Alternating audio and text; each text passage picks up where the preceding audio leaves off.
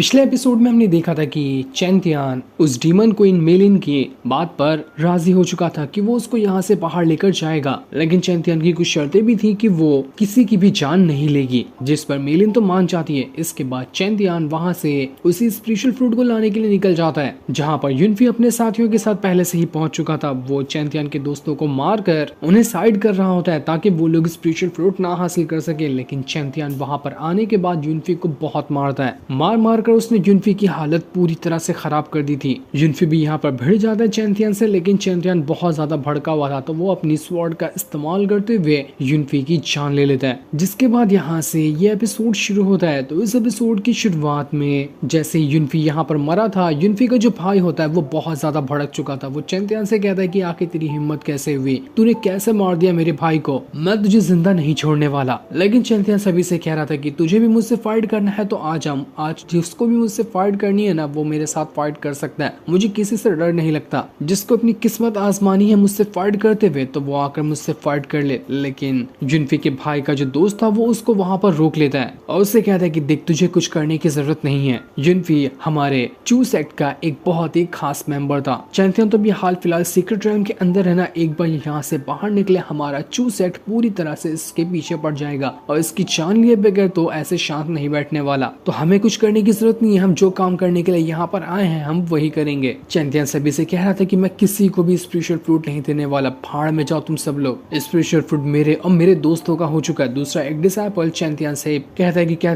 तू यहाँ पर हमें स्पेशल फ्रूट नहीं देगा, ये नाइंसाफी है बाकी डिसाइपल के साथ, इसलिए मैं तुझे नहीं छोड़ूंगा, तो हमें स्पेशल फ्रूट दे वरना हम सब मिलकर तुझे मार देंगे। लेकिन उस बंदे के साथ तो कोई भी नहीं आता, उल्टा चैंतियान अपनी स्वॉर्ड निकाल कर उस बंदे का हाथ ही काट देता है और सभी से कहने लग गया था कि अगर किसी और को भी ट्राई करना है स्पेशल फ्रूट लेने का तो आकर ट्राई कर लो, मैं किसी को भी स्पेशल फ्रूट नहीं दूंगा। सारे के सारे डिसाइबल जो वहाँ पर मौजूद थे उनकी फटकर हाथ में आ जाती है। उन लोग अपनी हिम्मत हार चुके थे कि हम तो चैंतियान से फ्रूट नहीं ले सकते। इस वजह से चैंतियान अपने दोस्तों के साथ वहाँ से चला जाता है। वहाँ से जाने के बाद चैंतियान अपने दोस्तों को एक एक स्पेशल फ्रूट दे रहा था। उसी के साथ साथ वो उस छोटे वाले बीस्ट को भी एक फ्रूट दे देता है और यिंगर को भी एक फ्रूट वो दे देता है। लेकिन फ्रूट पाकर यिंगर उतनी ज्यादा खुश नहीं लग रही थी, वो परेशान होती है। तो चैंतियान उससे पूछता है कि आखिर तुम परेशान क्यों हो, सब ठीक तो है, हमने तो यहाँ पर स्पेशल फ्रूट हासिल भी कर लिया ना। लेकिन यिंगर कहती है कि देखो, मैं स्पेशल फ्रूट के लिए परेशान नहीं हूँ, मैं तुम्हारे लिए परेशान हूँ। तुमने युनफी को तो बड़ी आसानी से मार दिया, लेकिन तुम नहीं जानते कि उसका चू सेट जो है ना वो बहुत ज्यादा खतरनाक है। तुम्हारा कहीं पर भी चैन से रहना वो लोग मुश्किल कर देंगे, तो तुम्हें कोई और जगह ढूंढनी पड़ेगी जहाँ पर तुम जाकर रह सकते हो। मेरे दिमाग में एक बहुत अच्छी जगह है जहाँ पर तुम लोग रह सकते हो और वो जगह है मेरा ही इंपीरियल सिटी।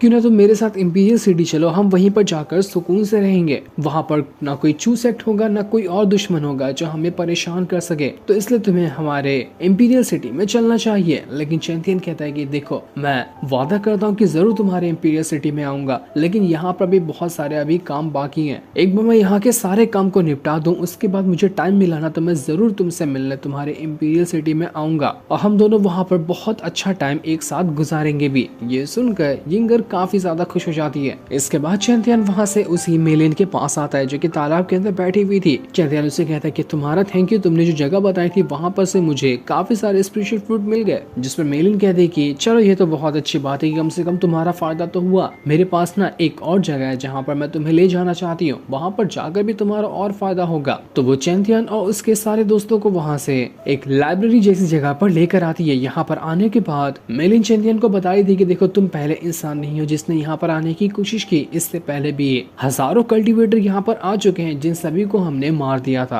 अब वो कल्टीवेटर जो अपने साथ टेक्निक वगैरह लेकर आते थे ना, तो मैंने यहाँ पर उन सारी टेक्निक को जमा करके रखा है। वो सारी ह्यूमन की कल्टीवेशन की टेक्निक थी, तो वो मेरे किसी काम की नहीं है। चाहो तो तुम और तुम्हारे दोस्त यहाँ पर सारी टेक्निक को ले सकते हो जो भी यहाँ पर रखी हुई है, तो इनको कल्टीवेशन करना। मुझे उम्मीद है कि ये सारी टेक्निक मामूली टेक्निक तो नहीं होगी। जुबान तो काफी ज्यादा खुश हो गया था कि अरे वाह, आज तो मौज हो गई, मैं तो बहुत बढ़िया बढ़िया टेक्निक उठा लूंगा। काफी टाइम से कोई अच्छी टेक्निक नहीं मिली थी, अब तो सारा जुगाड़ हो जाएगा। यिंगर तो काफी ज्यादा गुस्सा थी कि यहाँ पर जब भी ये मेलिन चैंतियन को देखती है वो उसको अपनी बातों में उलझाने की कोशिश करती है। अभी भी देखो उसने कैसे चैंतियन को अपनी बातों में उलझा कर उसे खुश कर दिया, कहीं ये चैंतियन को मुझसे दूर ना कर दे। वो बहुत ज्यादा गुस्सा हो रही थी मेलिन के ऊपर। तो मेलिन जी जिसको समझ कर कहती है कि चैंतियन तुम यहीं पर आराम से टेक्निक ढूंढो, मैं जा रही हूँ। लगता है यहाँ पर मेरा 1 मिनट भी और ज्यादा रहना ना किसी को पसंद नहीं आएगा, इसलिए वो तो वहाँ से चली चली जाती है चैंतियान यिंगर से कहता है कि अब तो खुश हो ना, अब तो चुन लो कोई टेक्निक को, देखो मेलिन तो यहाँ से चली गई, अब नाराज होकर तुम्हारा क्या फायदा है। इसके बाद चैंतियान वहाँ पर जितनी भी टेक्निक वगैरह रखी हुई थी उन सभी को देखने लग जाता है कि कौन सी बढ़िया टेक्निक हो सकती है जिसका वो इस्तेमाल कर सकता है। तो उसको एक टेक्निक मिलती है जिसमें सुप्रीम एम्परर की स्पिरिट के बारे में लिखा हुआ था कि अगर कोई इस टेक्निक को कल्टीवेट करता है ना तो वो जब चाहे किसी सुप्रीम एम्परर की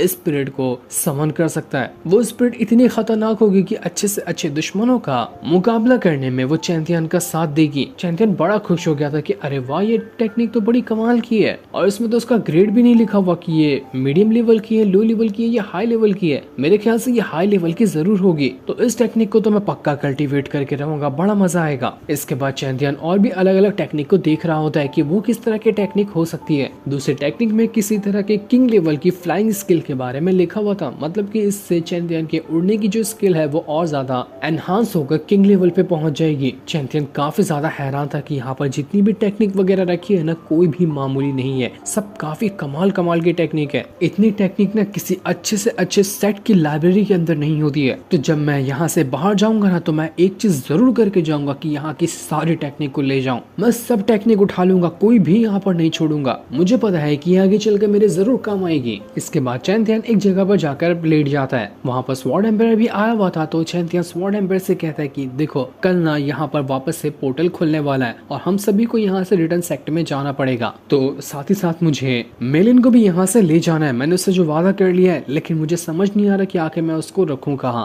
वो काफी ज्यादा हाई लेवल की डीमन कल्टीवेटर है, न जाने किसकी वो जान ले ले। जिस पर स्वॉर्ड एम्पायर कहते हैं कि देखो उसकी टेंशन मत लो, उसका बंदोबस्त मैंने पहले ही कर दिया है, मैं उसके लिए एक बहुत ही खास जगह बना दूंगा जहाँ पर वो आराम से रह सकती है, न ही वो किसी को परेशान कर पाएगी, न ही तुम्हें उसकी टेंशन लेने की जरूरत है। देखो मैंने तुम्हारी प्रॉब्लम सॉल्व कर दी। लेकिन चैंतियन फिर भी वहाँ पर थोड़ा थोड़ा परेशान ही लग रहा था। तो स्वॉर्ड एम्पायर उससे कहता है कि अबे यार अब क्यों परेशान है, तो देख तूने इतनी अच्छी कल्टीवेशन भी हासिल की है, देख यहाँ पर आने के बाद तुझे अच्छे अच्छे ट्रेजर भी मिले और स्किल भी तुझे कितनी ज्यादा अच्छी मिली है, फिर क्यों तू परेशान हो रहा है। अगर कुछ और मदद चाहिए तो बता, मैं तेरी वो मदद करने के लिए रेडी हूँ। चैंतियन कहता है मुझे कुछ समझ नहीं आ रहा कि मैं आगे करूँ तो करूँ क्या मैं इंपीरियल सिटी जाऊँ या नहीं जाऊँ, वो भी समझ में नहीं आ रहा। उसी के साथ साथ मुझे ये सुप्रीम एम्पायर की स्पिरिट वाली टेक्निक मिली है, मुझे तो इसको कल्टीवेट करने में भी नहीं समझ में आ रहा कि मैं कैसे इसको कल्टीवेट करूं। इसमें कोई तरीका तो लिखा ही नहीं कि इसको कैसे कल्टीवेट किया जाता है। ये सुनकर स्वॉर्ड एम्पायर हैरान रह चुका था कि क्या चैंतियन तुम सच कह रहे हो, तुम्हारे पास ये सुप्रीम एम्पायर की स्पिरिट वाली टेक्निक है। यार तुम नहीं जानता ये टेक्निक कितनी ज्यादा खतरनाक है। तुम्हें पता है आज से करीब हजारों साल पहले एक बंदा हुआ करता था जिसके पास ही ये टेक्निक थी। वो बंदा बहुत ज्यादा कमाल का था। तुम्हें पता है उससे मेरे पास ना एक फाइट भी हुई थी हम दोनों के बीच, जिस फाइट में उस बंदे ने मुझे इसी टेक्निक का इस्तेमाल करते हुए आसानी के साथ हरा दिया था। उसके बाद से मैंने किसी के पास ये टेक्निक देखी ही नहीं। तो तुम्हें ये टेक्निक मिली है, बहुत ही हैरान कर देने वाली बात है। यकीन नहीं होता कि तुम्हें इतनी आसानी से ये टेक्निक मिल गई। चैंतियन कहता है कि क्या सच में ये टेक्निक इतनी कमाल की है, मुझे तो बिल्कुल नहीं पता था। मुझे लग रहा था कि कोई मामूली सी स्पिरिट वाली टेक्निक होगी, लेकिन तुम तो बता रहे हो कि बहुत अच्छी है। तो क्या मैं इसको कल्टीवेट कर सकता हूँ? अगर कल्टीवेट कर सकता हूँ तो कोई तरीका बताओ ना कि मैं कैसे इसको कल्टीवेट करूँ। चैंतियन कहते हैं कि देखो इस टेक्निक को कल्टीवेट करना ना बच्चों का काम नहीं है। इस टेक्निक का जो ऑरा है ना उसको तुम ढंग से हैंडल नहीं कर पाओगे, लेकिन जितना ज्यादा रिस्क होता है उतना ही ज्यादा फायदा भी होता है। तुम्हें खुद पे भरोसा रखना है, तुम अपने ऊपर भरोसा रखो, अपनी हिम्मत पे भरोसा रखो और ट्राई करो। मुझे पूरी उम्मीद है कि तुम यहाँ पर इस टेक्निक को कल्टीवेट कर लोगे। ये सुनकर चैंतियन थोड़ा सा घबरा जाता है कि क्या मुझे ये टेक्निक अभी ट्राई करनी चाहिए, लेकिन स्वॉर्ड एम्पायर ने कहा है कि उसे मुझ पे भरोसा है कि मैं इसको कर सकता हूँ, तो मैं पक्का इसको कर सकता हूँ। इसलिए चैंतियन वहीं पर हिम्मत जुटाकर बैठ जाता है कल्टीवेट करने के लिए, ताकि सुप्रीम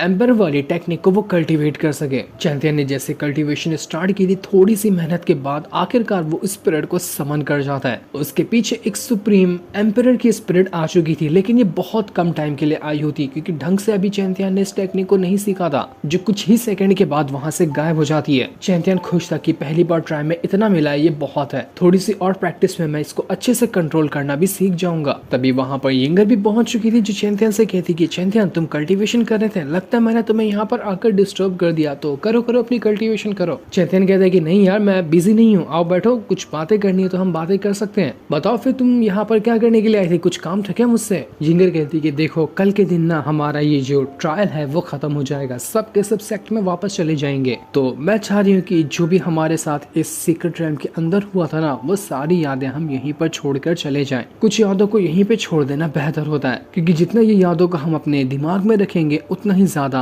हम एक दूसरे से अलग नहीं हो पाएंगे। और मैं नहीं चाहती कि फ्यूचर में कभी भी मेरी वजह से तुम्हें कोई बड़ी सी मुसीबत आ जाए तुम्हारे ऊपर। इसलिए जो भी हमारे साथ यहाँ पर हुआ हम सबको भुला देना चाहिए और सीक्रेट रन से बाहर जाने के बाद हम अपने अलग अलग रास्ते पे चले जाएंगे। लेकिन चैंपियन कहता है कि पागल हो गया, मैंने कब कहा कि मैं तुम्हें अकेला छोड़ने वाला, मैं कहीं नहीं जाने वाला। मैं पहले भी कह चुका हूँ कि जहाँ पर तुम जाओगी मैं तुम्हें प्रोटेक्ट करने के लिए वहां पर आऊंगा। तो लेकिन तुम मानती क्यों नहीं हो? तुम्हें किसी चीज की टेंशन लेने की जरूरत नहीं है। लेकिन तब भी यिंगर नहीं सुनती और वहां से जाने लग जाती है। तो वही हम सारे के सारे एल्डर को देखते हैं जो पोर्टल को खोलने की तैयारी में लगे हुए थे। बाकी जो एल्डर थे वो बहुत ज्यादा भड़के हुए थे। ये चैंपियन ने बहुत गलत काम किया। सीक्रेट रन के अंदर जाने के बाद उसने बीस्ट वगैरह से डील कर ली, उसने यूनफी को मार दिया, उसने बाकी सारे फ्रूट को कलेक्ट कर लिया ताकि किसी और को फ्रूट मिल ही ना सके। ये बिल्कुल गलत बात है। चैंपियन जैसे ही बाहर निकल कर आएगा उसको सजा होनी ही चाहिए। हम उसको सजा देंगे और उसकी जान ले लेंगे ये गलती करने के लिए। लेकिन लाइब्रेरियन कहती है कि तुम लोगों को गलत फहमी हो रही है। चैंपियन कभी ऐसा कुछ कर ही नहीं सकता। लेकिन हाँ, अगर उसने ऐसा किया है ना तो इसके पीछे भी बहुत बड़ी वजह होगी। चैंपियन ना बिला वजह किसी की जान लेता है, ना बिला वजह कोई गलत कदम उठाता है। तो हम तो नहीं मानने वाले कि चैंपियन ने कोई भी गलती की है। एल्डर कह रहे थे कि इतना सब कुछ होने के बाद भी आप लोग यहाँ पर चैंपियन का ही सपोर्ट कर रहे हैं, बिल्कुल गलत बात है। पहाड़ में गए आप लोग, अगर आप लोग हमारा साथ नहीं देते ना तो हम लोग ही मिलकर चैंपियन को मार डालेंगे जैसे वो बाहर निकल कर आता है। इस वजह से चैंपियन अब जैसे ही पोर्टल के बाहर निकल कर आया था ताकि वो सेक्ट में जा सके, एक एल्डर पहुंच जाता है जो अपनी पावर का इस्तेमाल करते हुए चैंपियन की जान लेने की कोशिश कर रहा था। लेकिन वो चैंपियन के करीब भी आ पाता है। चैंपियन फट से वहां पर अपनी सुप्रीम एम्परर की स्पिरिट को बाहर निकाल लेता है जो कि